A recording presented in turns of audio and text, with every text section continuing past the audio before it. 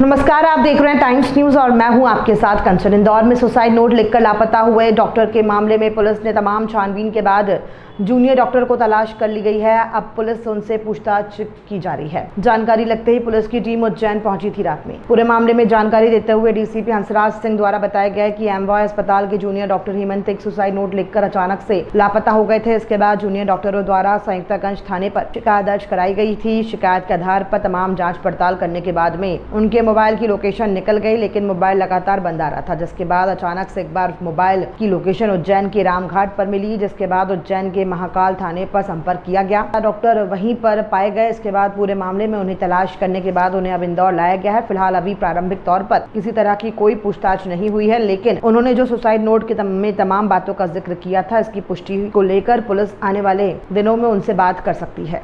देखिए, जैसे हमारे नॉलेज में जूनियर डॉक्टर्स के माध्यम से बात नॉलेज में आई कि कोई डॉक्टर मिसिंग है और कुछ इशू को रिलेटेड इशू मिसिंग है, तो हमने तत्काल उनसे संपर्क कर तभी गुम इंसान कायम कर ली थी तथा उसमें कोशिश की गई टेक्निकल तरीके से, और परिवारजनों से लगातार हम संपर्क में थे, एडमिनिस्ट्रेशन से संपर्क में थे, तो उनकी लोकेशन नहीं मिली। लेकिन कल रात को रामघाट के पास उनकी एक लोकेशन आई थी, जिस पर से थाना प्रभारी महाकाल से संपर्क किया गया। हमारी टीम गई और उनको सुरक्षित यहाँ लाया गया।